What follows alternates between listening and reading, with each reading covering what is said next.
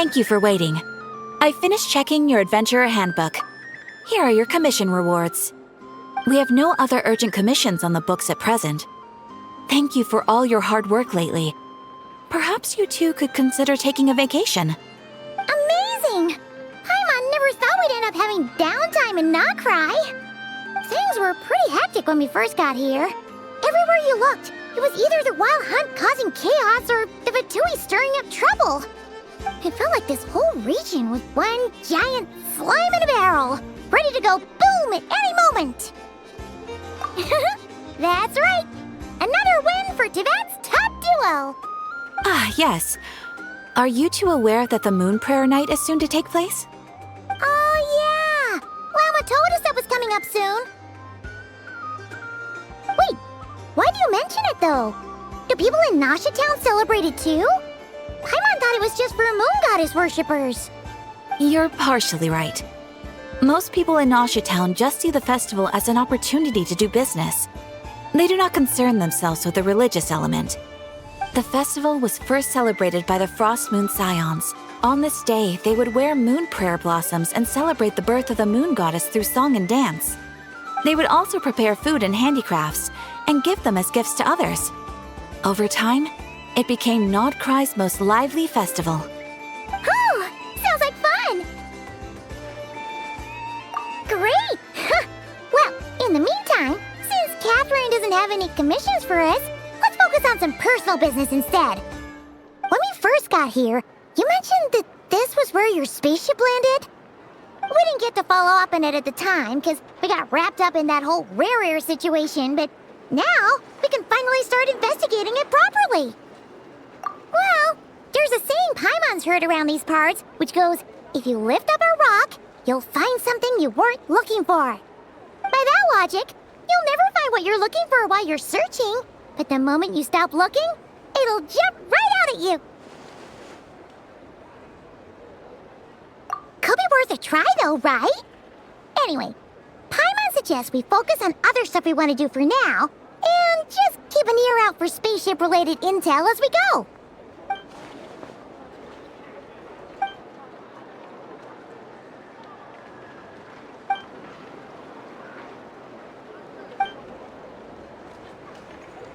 What's wrong?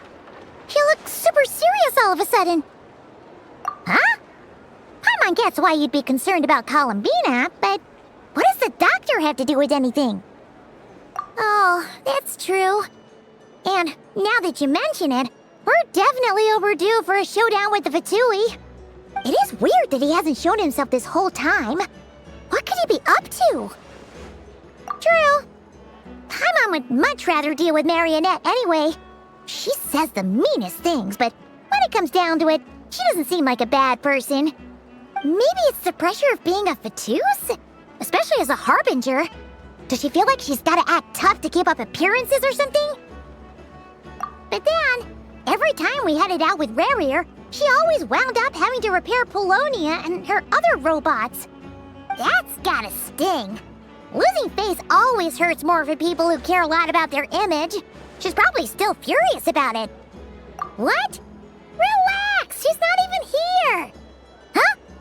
What's the matter? Oh, nothing. Sorry, we'll be on our way now.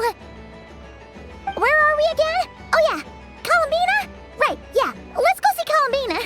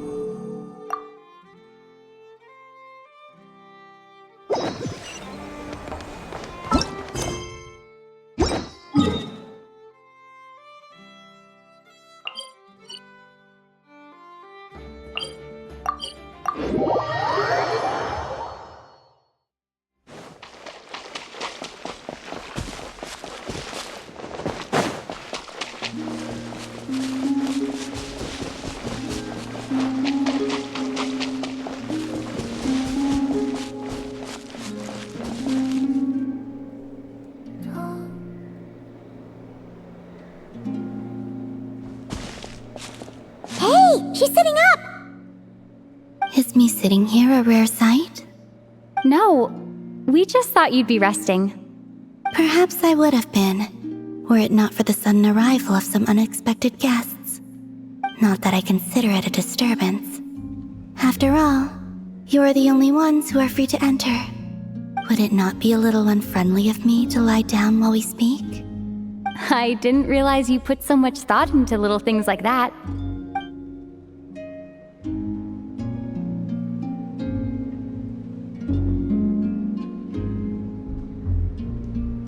Only sometimes. There have been moments lately where I think about you and your companions. They are warm, mysterious, and cozy memories. Very few of my past memories are anything like that. They say that travelers return home bearing bags full of souvenirs. But my luggage was empty, and I believed it would stay that way. Return home? So, you're still planning on returning to the moon? Yes. This planet continues to reject me, reminding me that I do not belong here. If I remain in Teyvat, there will come a day that I disintegrate. And I don't mean reduced to dust, or turned into food for the flowers. I mean, I will cease to exist entirely. Alright then. Well, we're sure gonna miss you. But it sounds like we'll have to say goodbye. How do you intend to return? The moon prayer night is soon to arrive. On that day, the moon will be closest to Teyvat. The Kuvaki in this land will reach its peak at that time. I merely need to grasp the tide, and with relatively little effort. Oh, Paimon gets it! It'll work like a slingshot! You make it sound like she's gonna get blasted up to the moon. If I did that, I suspect I would crash into the false sky. I will be using a much gentler approach. But I do like the analogy. It's fun. You see? She gets Paimon's sense of humor. In the blink of an eye, the time has come to part ways. It does feel that way, doesn't it? Time seems to fly fastest when you are enjoying it. I have always thought of myself as a wanderer on this earth, and it has never expressed any desire to keep me here. Yet, just as I plan to depart, it tugs at my arm. Is this a gesture of affection? Or is the world mocking me? Oh. Were you hoping I can answer that? Yes. You are a traveler, so you must have a lot of experience in this area. Then, what I would say is, enjoy the moment. That's right! Don't overthink it! Happiness is happiness and joy is joy! The point is to enjoy it, not analyze it! I see. Then what I would say is, even though I am very tired right now, I am still happy. I can't tell from the tone of your voice. Oh, really? You don't think I sound happy? I'm just kidding. I could tell you were in a good mood today from the moment we saw you. Ah, a joke. Albeit not a funny one. Anyway, I assume you're here about you-know-what. Give me your hand. Actually, it's not that. There's something else we wanted to discuss with you. Oh, then, do you still want to give me your hand? Or not? Sure.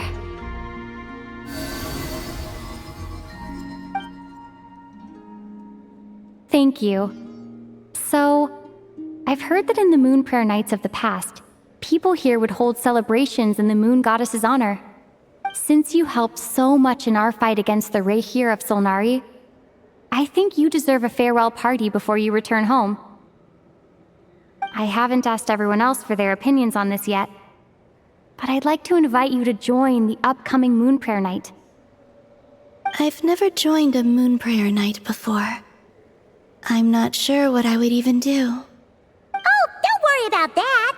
We take care of everything. All you need to do is show up. Of course, there's no need to force it if you're not feeling strong enough. It's just, this kind of felt like a golden opportunity. But they call me Kutar, and the Fatui have an arrest warrant out for me. I shouldn't appear in public right now.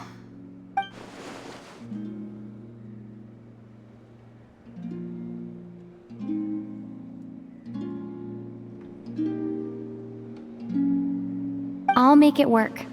You have my word. Yeah, we got your back. Well, she does. Paimon's actually not too sure what she's planning. All right, if you're sure. I will not refuse your invitation. I suppose it wouldn't hurt to pack a few more sights from this world into my suitcase before finally learning what my homeland looks like. Oh, if you see Lauma, please tell her that my answer to the question she asked me is neither yes nor no. Rather, it is, there is no need. That was kinda cryptic, but sure. Guess it's between the two of you. We'll pass along the message. Bye for now.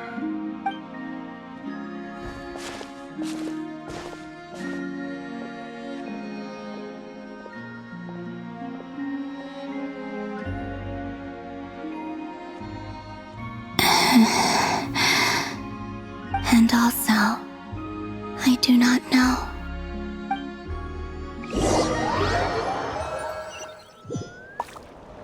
Since she's agreed to join the festival, let's go see who else wants to take part. Lauma's gotta be the person most familiar with the Moon Prayer Night. We should start with her. Also, what exactly is your plan to keep her safe? Not sure yet. I'll figure something out. What?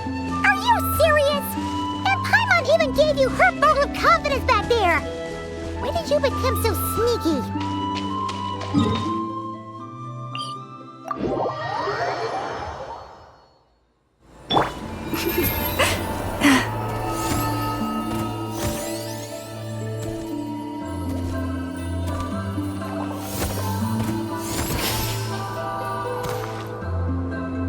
Hey, Llama! It's us! Huh? Varka? What are you doing here? Beats me. I had a bit too much to drink last night, and when I woke up, I was on Hiisi Island. Mr. Varka is helping to oversee Nasha Town's preparations for Moon Prayer Night. He is here to go over some details regarding the decorations and custom cloth designs. Right, yeah, that too. What do you mean, that too? Yes, celebrating this festival is a long-held tradition here in Nod-Krai. On this day, the crescent moon at the top branches of the verdant crest turns into a full moon, and the moon prayer blossoms bloom with a special radiance. Our people take these to be blessed omens. It's an especially welcome event coming off the back of all that nasty business with Rerir. Everyone got put through the ringer recently, and now they're looking to turn their fortunes around. The big shots in town all agree that a big, lively celebration is just what we need to rebuild people's faith in this place. No wonder Katherine said that people weren't so bothered about the religious element. That's right.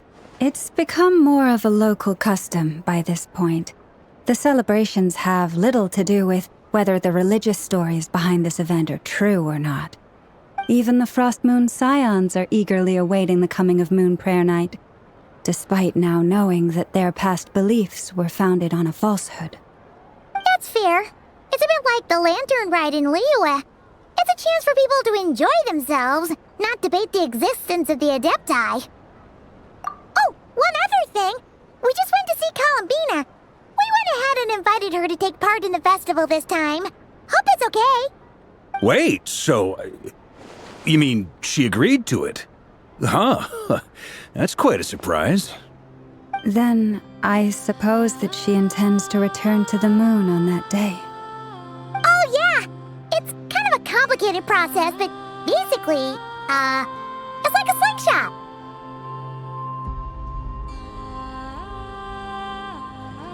I understand.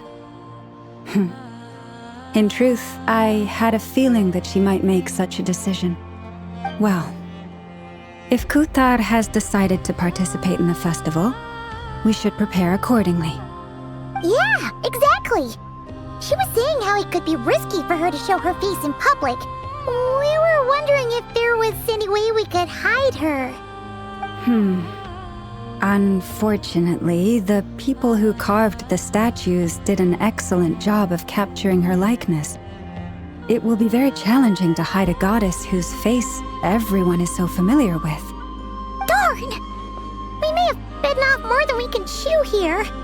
Nah, don't sweat the small stuff. We can handle that. Huh? Are you saying you have a plan? Not as such, no, but the most important thing with a festival is to keep the mood light and your spirits up. You can't go preparing for a festival with those long faces. You'll never convince anyone to enjoy themselves.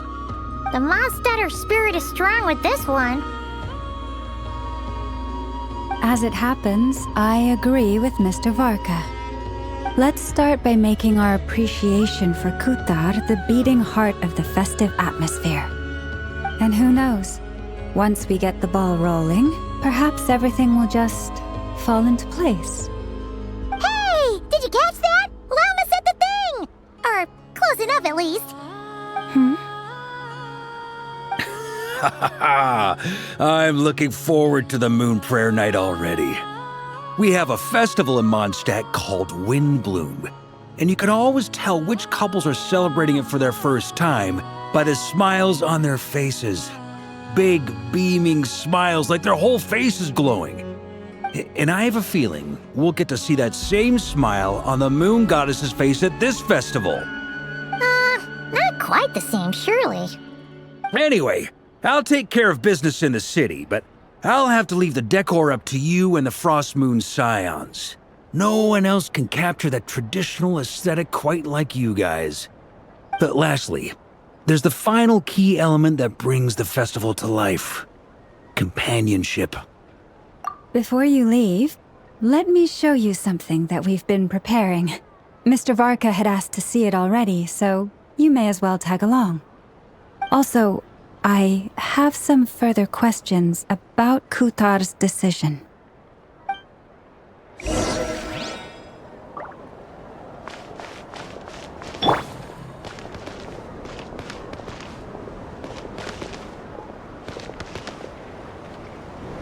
Huh! What's this? They sure look like they're having fun. I believe so. Kuhenki seem very skilled at playing drums like these, although I'm not sure where they learned it from. Maybe it's an innate talent? In their eyes, they're probably just playing with toys.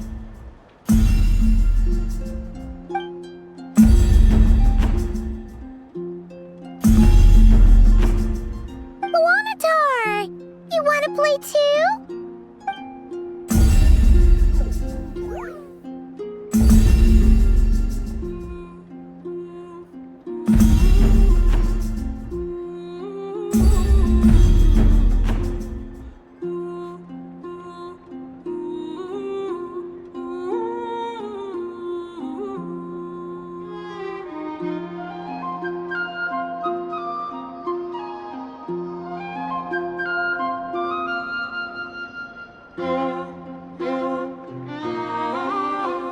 Yeah, she looks more confused than anything. Maybe we can teach her next time if we get the chance.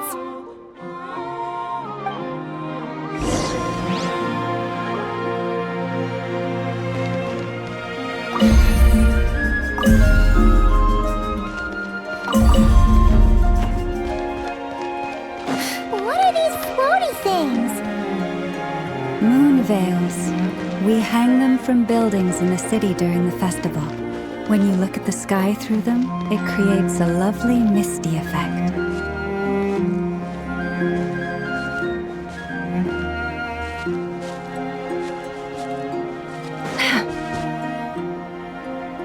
Everyone seems hard at work. They're preparing items for Moon Prayer Night. For instance, the sculpture being made over here, Mr. Varka and I were just finalizing the details of where it will be placed. Ah, there she is.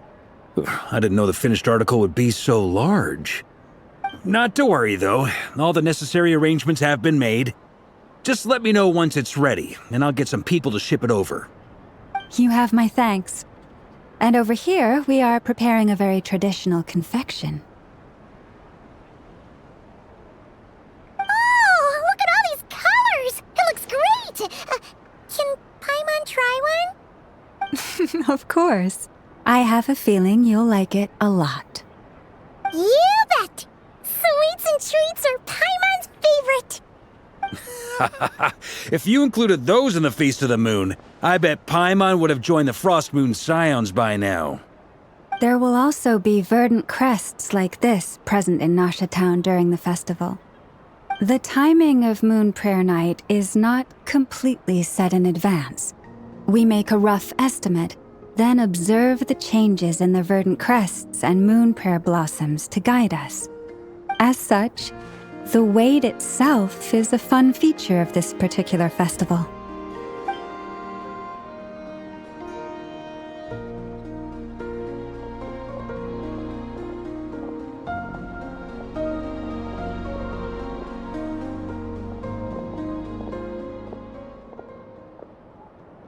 Let's talk here. To tell the truth, I am very surprised to hear that Kutar is willing to participate in the festival. I once asked her if she'd be willing to stay with the Frost Moon Scions. I could introduce her to everyone, and we could be a family to one another. She did not answer, but she has not appeared here since. I took this to mean her answer was no, but if that were the case, she would not have accepted this invitation.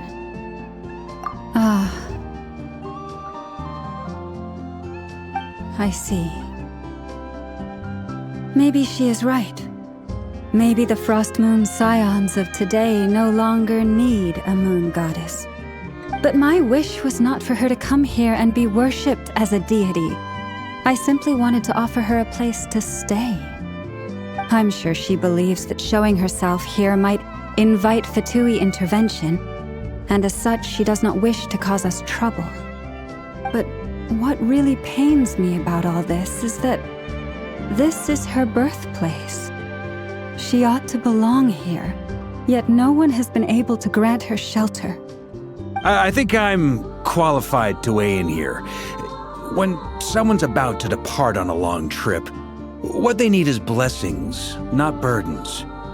We should wish her the best, not make the journey harder than it already is. Anyway, she's agreed to attend, hasn't she?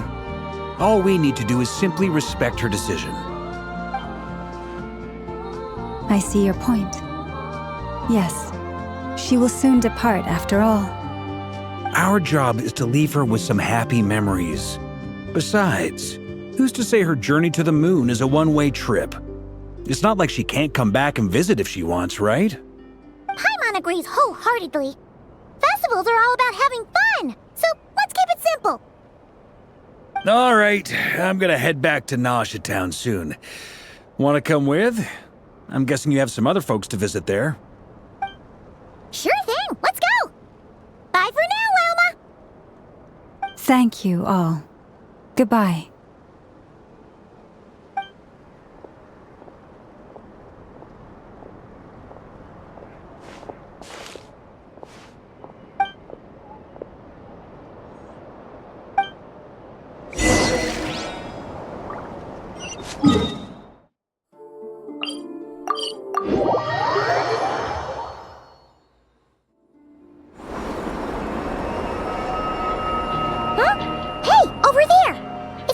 Albedo with Flints! What could they be chatting about?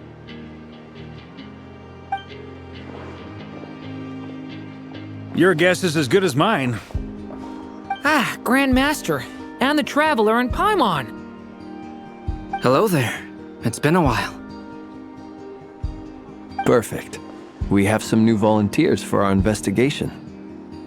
Wait, let me guess.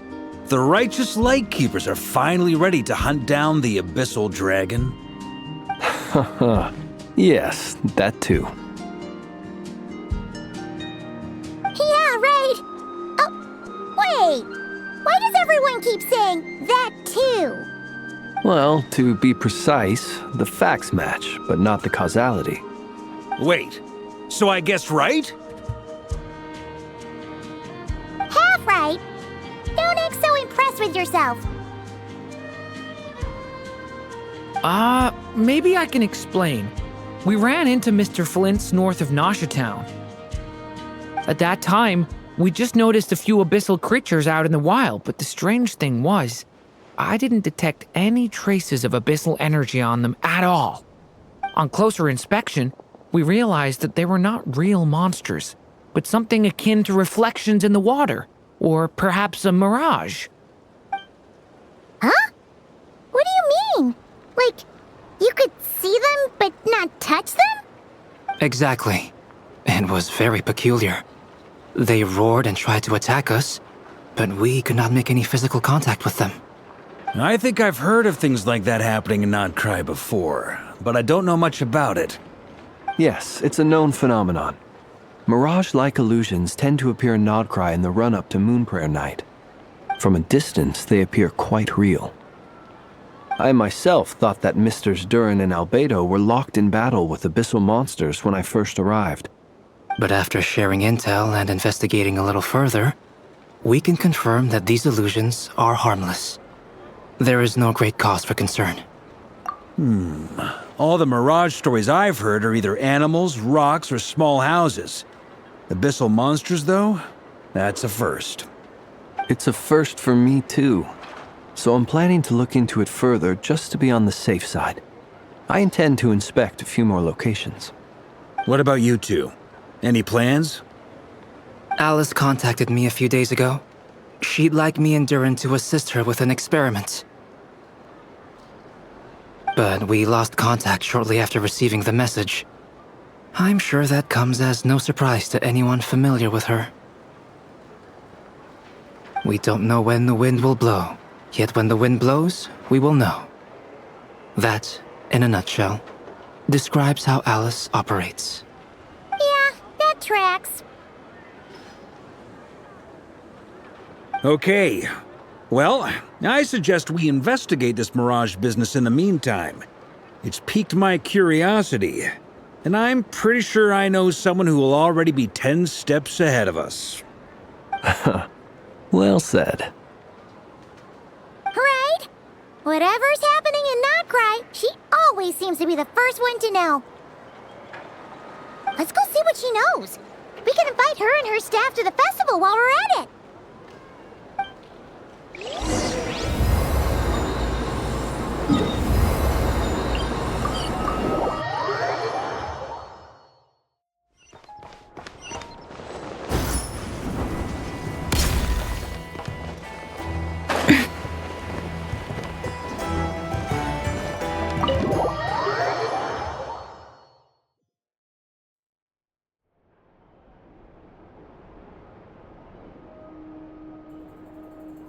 You're right, I have noticed. There's certainly something a little fishy about this situation. Only a little, though. Records indicate that this phenomenon can occur in the days before and following Moonprayer Night. That said, it has always been a rare sight in the past. The odds of encountering these phantoms are similar to looking up in the night sky, happening to see a shooting star, and managing to make a wish before it disappears. But this time, either everyone's getting lucky, or they're appearing far more frequently than usual. Jahoda's out gathering intel as we speak. In the meantime, let me check off some points of interest. First, the Abyss.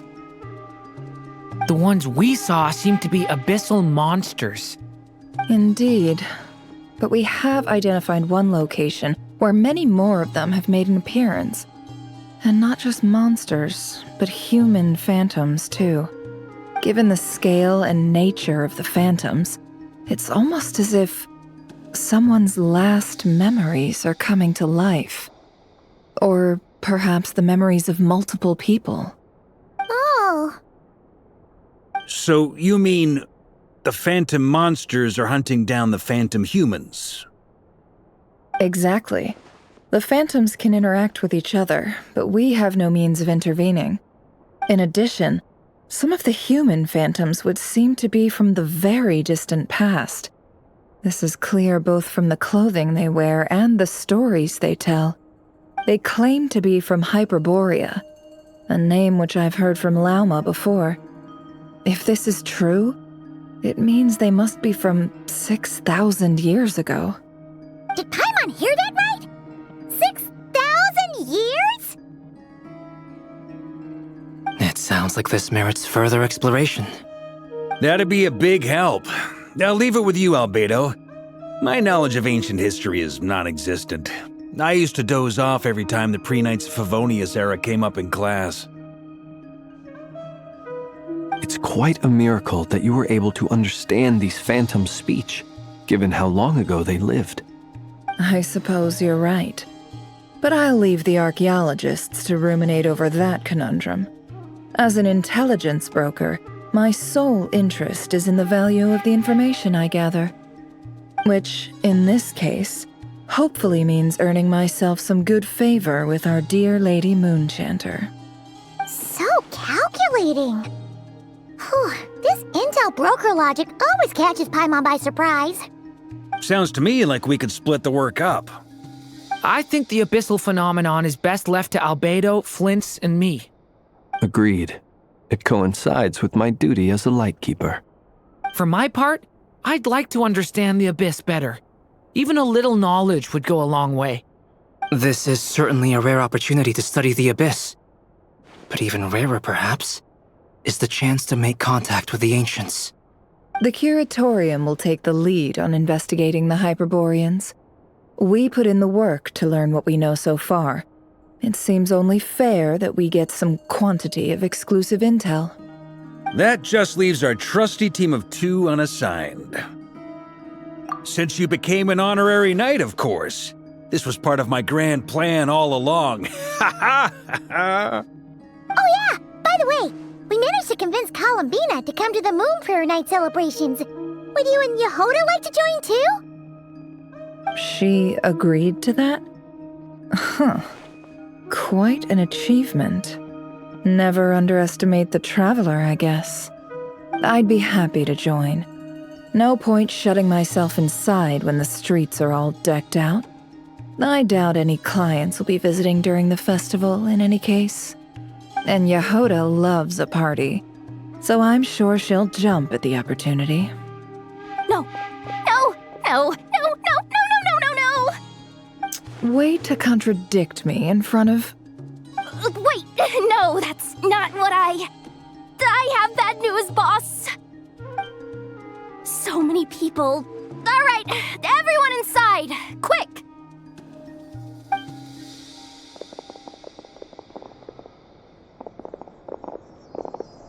This is gonna sound crazy, but hear me out. I saw one of those phantoms at Star Sand Shoal, and it was some sort of flying ship. Like a spaceship? That's gotta be the one you came to Tibet in. You said you saw the same thing through the moon marrow, right? Huh? You already know about it? Ugh, I thought I was gonna blow people's minds. Turns out I'm the last to find out. Wait, back up. You came here in a spaceship? Now my mind is blown! What's it like on the inside? Was it like flying through space? I want to know everything! Yep, exactly. Huge discovery. You're the best, second best intel broker in the world. After your boss, of course. Wow. Really? Well, I don't know if I'm all that, but... I guess that decides where we're heading next. Come on, don't look at me like that. I know the spaceship doesn't have anything to do with me, but you don't want to leave me as the only one twiddling my thumbs, do you? Please? Fair enough. You can tag along. In that case, let's meet back here to discuss our findings once we're done. I wish everyone a productive investigation. You too!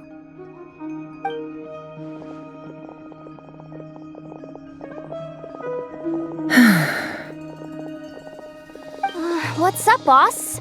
Aren't we gonna head out? Tell me, Jahoda, when did the curatorium start giving out intel for free?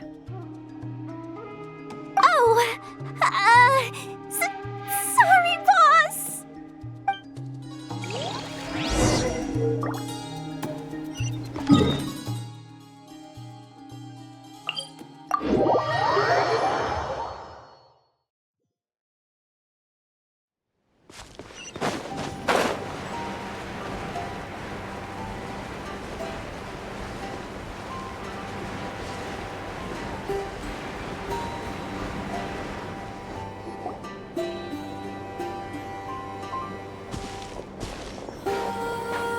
Wow, what do you know? Jahoda was right on the money. This phantom really is your spaceship. But that's so weird. Why would it show up here? Is it some kind of projection? Or a ghost? Like, maybe it no longer exists, but somehow it left an afterimage? Ah, you're already here.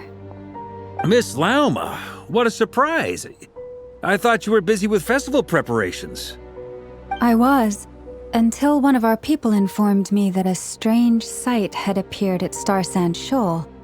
No one's ever seen something quite like this before. I thought I should see it for myself.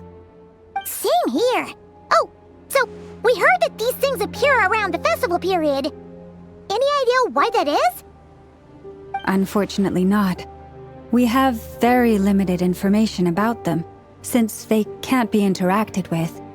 And no human phantoms have ever made an appearance before now. The most we've been able to deduce is that these sightings appear to be connected to the increase in Kuvaki energy around this time. Yeah, seems like that's all we can do. This is all so confusing. Allow me to lend you a hand.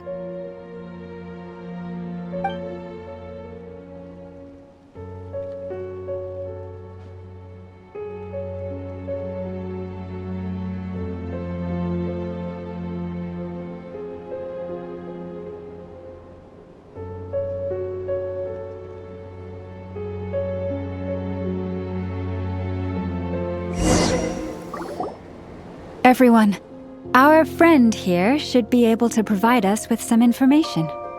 Is that a phantom rhymehorn deer? I've heard about how the Frostmoon Scions live in harmony with the animals and can even communicate with them. That's coming in handy now, for sure. Okay. Yes, I understand. Then how about this?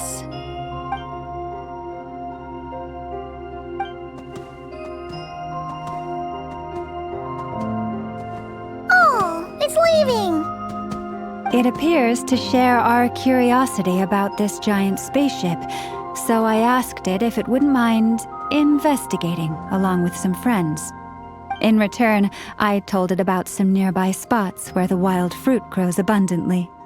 We may live in a different era from these phantoms, but I trust that the terrain, climate, and ecology here are more resistant to the effects of time than some things are. Let's give them a moment and hope for the best.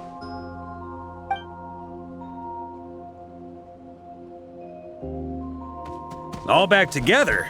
Must have been a lot of fruit. Indeed. Now let me ask them some questions.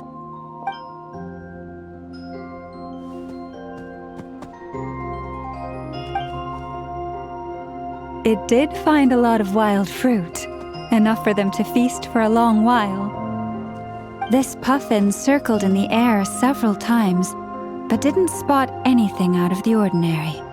Certainly nothing to do with the spaceship. Huh. Well, it definitely makes sense to get a bird's eye view. Indeed. Other than that, I was also thinking that the world these phantoms see is also different from ours. Oh, I get what you mean. The wild fruit exists in both times and spaces, but there might also be things that only exist in that space-time, which we can't see. Good point. Great thinking, Llama. Blunthorn rhinos can use kuvaki to shift great rocks, but this one says it couldn't get that ship to budge by even an inch. The sniffer mole tried too, but despite being a skilled digger, it could not get through. They say that the spaceship looks robust and undamaged. It seems completely impervious to any and all attacks. Whatever lies within is well defended from harm. So, just like us humans, there was nothing they could do about this spaceship either. Yes, still, they deserve our thanks. We are grateful for all your efforts, dear friends. Now go, and enjoy your feast. I've noticed some other human phantoms gathered nearby. Come on, let's go talk to them.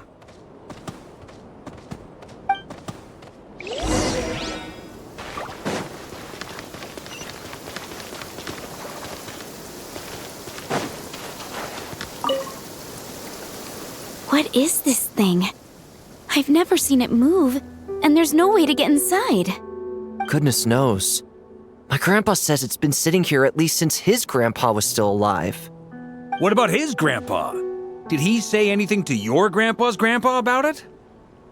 Huh? I don't know. In all likelihood, it was here back then too. Hard to imagine something this huge could move.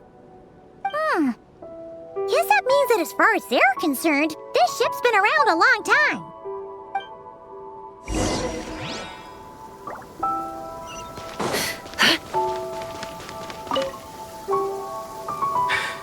Come on, brothers. If we can get even a small chunk off of this thing, it's gotta be worth a fortune.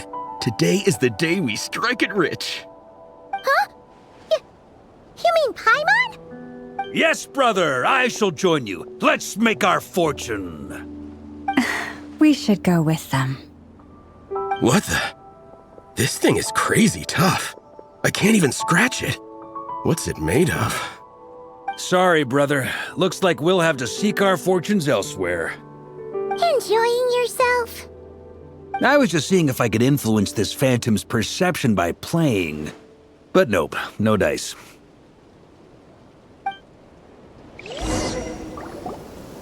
I'm sure we're all starting to build up an idea of what's going on here now that we've spoken to some of the people. These phantoms are reenacting real historical events in Nod-Krai. It's almost like we're in some kind of interactive stage play. We can talk to the actors, but the plot is fixed, and we can't influence it. It makes sense. History is set in stone. The objective facts of the past cannot be changed. Paimon totally thought you were just goofing around earlier. But actually, you were doing some serious investigating. Of course I was. Anyway, at this point, I think we're forced to conclude that although the Phantom spaceship is right there in front of us, we aren't going to learn much about it from these people.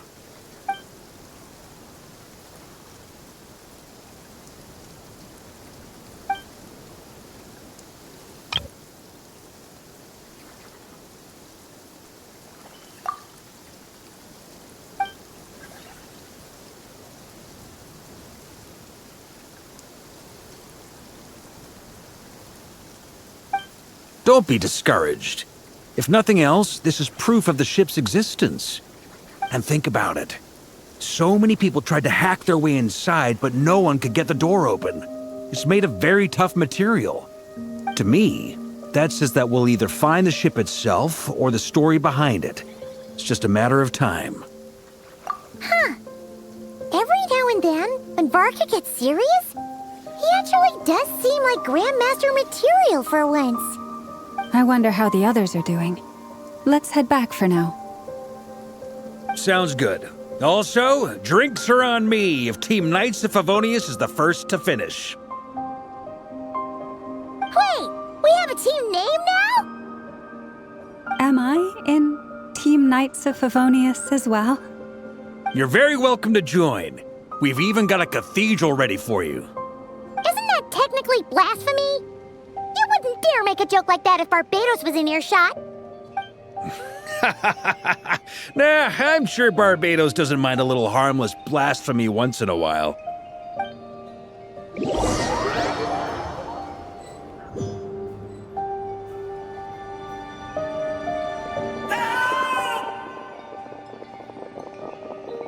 Oh, no!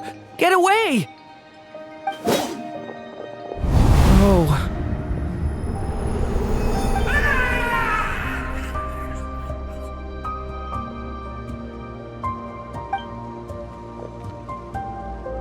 I know it's hard to stomach, Mr. Durin. But as I'm sure you've noticed, there is nothing we can do to intervene in that which unfolds before us. But we have to at least try. And try you have. But are you aware of how many unsuccessful attempts you've made now? I wasn't keeping count. I'm afraid this is the 39th failure so far. Or the 5th if we're only counting this particular victim. There are no indications that these phantoms may be altered in any way. You seem to have calmed down a little. I'll make us a fire.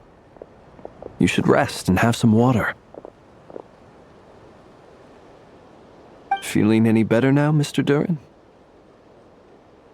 May I ask a few questions? Be my guest. What exactly are we witnessing here? What happened to those people? My guess would be that we are seeing Nod-Krai during the Conrian Cataclysm. Would that be accurate? Conria. That is correct. As you know, once the Abyss senses even the tiniest crack, it floods in and spreads like wildfire. There was a time in the distant past when it permeated all of Nod-Krai, causing immeasurable harm. The people paid a terrible price to heal this land. Then, 500 years ago, the whole of Teyvat suffered an abyssal disaster. Once more, Nod-Krai was dealt a devastating blow. I see. In the face of the abyssal onslaught, all were like grains of sand tossed around by a tidal wave. Be they human, fae, or god. The moment you witnessed is but one drop in a whole ocean of catastrophe. All right. I guess that answers my second question, too. I wanted to know why there's nothing I could do to help them, and that's because what we are seeing is history. That would be my guess as well. As I understand it, history and fate are not all that dissimilar. The latter may be unseen to us, but both are immutable. Yes. Fate was determined long, long ago. I still have a couple of other questions for you, Mr. Flint. You mentioned more than one abyssal disaster that has struck this land in the past. How can you be sure that what we're seeing is from the Conrian incident? And also, how are you able to stay so calm when you're talking about these events? From everything I know about you, you're not cold or ruthless, and you're not indifferent to the suffering of others. Alas, I am forced to show my age. I must be 600 or 700 years old by human measure. Wait, so you... One is not easily moved by history when one has witnessed the truth firsthand. I'm sorry. You needn't apologize. Your passion is a good thing to have. Treasure it, because someday you may find it in terribly short supply. Now, at the risk of offending you, I have a question in return. Your curiosity toward the Abyss, is it born from hatred or because you sense its call? I only ask because I kept a fragment of Rerir's body in my lantern for a short time. Specifically, his heart. So I know what a burden it can be to carry the Abyss with you. And I hear its power growling from somewhere within you. In my eyes, your mere existence is a miracle. My honest answer is... I don't know. I don't think I have the confidence to say for certain. What I will say is the Abyss is not the only issue that haunts me. Even before I became who I am today, the question dogged me constantly. Should I even exist at all? My doubts remain unresolved. But when we fought Rerir, something became a little clearer to me. Sometimes it is the darkness within us that allows us to achieve the impossible. I certainly got the sense from your 39 attempts that you were trying to achieve the impossible. It sounds like you've resolved to see the truth for yourself. Absolutely. In that sense, he and I are quite similar. Then I wish you every success. I look forward to the day of your transcension.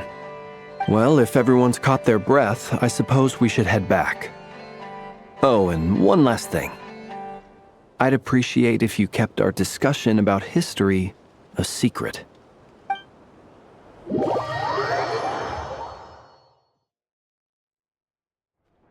Incredibly, our separate investigations led us all to the same conclusion. Hooray for consensus! Yeah, but we barely learned anything, though. I totally thought this would be the mother lode.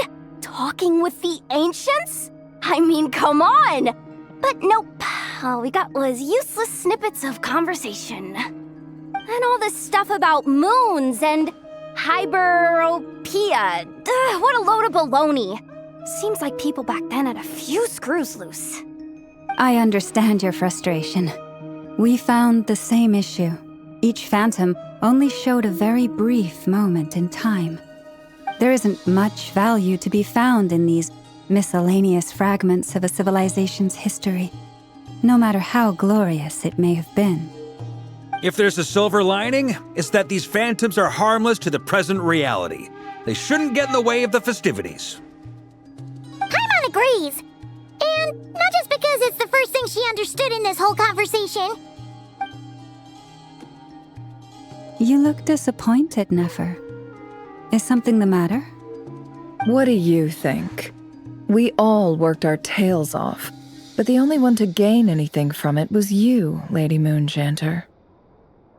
Well, please do share the Hyperborean records with me. I will gladly inscribe them in our people's documents. Oh, duh! Yeah! That was it!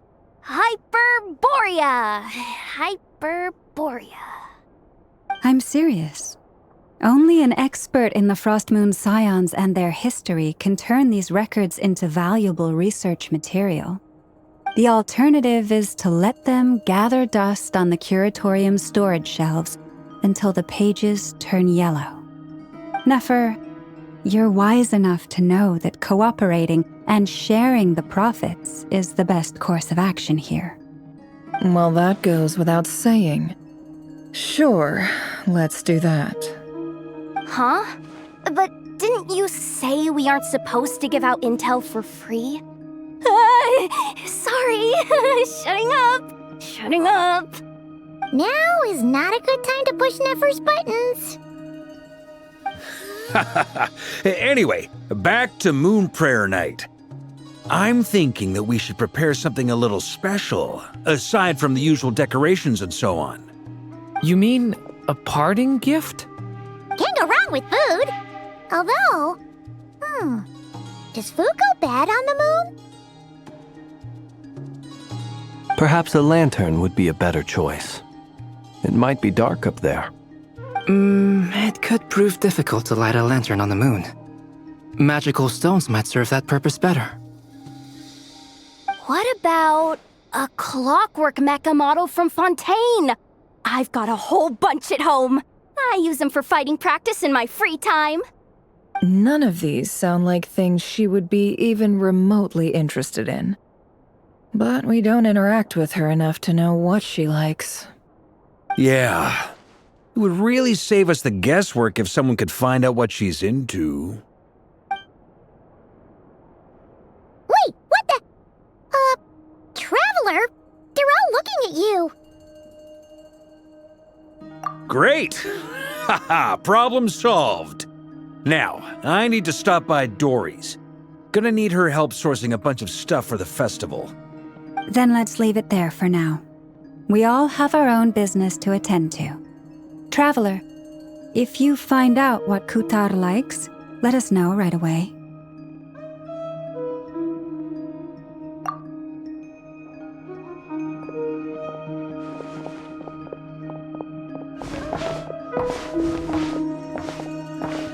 Is something the matter? I'm fine. It's just... I'm still feeling a little rattled after witnessing the horrors of the Abyss. But it's okay. This is something I have to work through. I'll be all right. Thanks for your concern. Well, don't put too much pressure on yourself. If you ever feel like something's wrong, physically or mentally, we're here to talk. Come on. Stop treating me like a kid.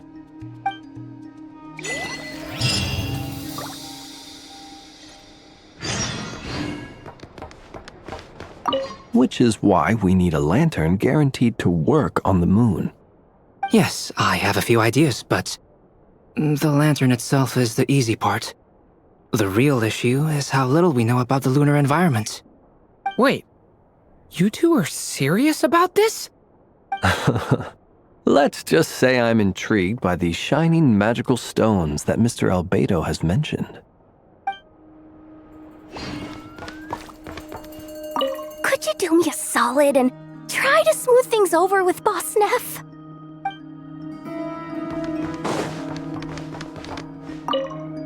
Miss Lauma, would you accompany me into town?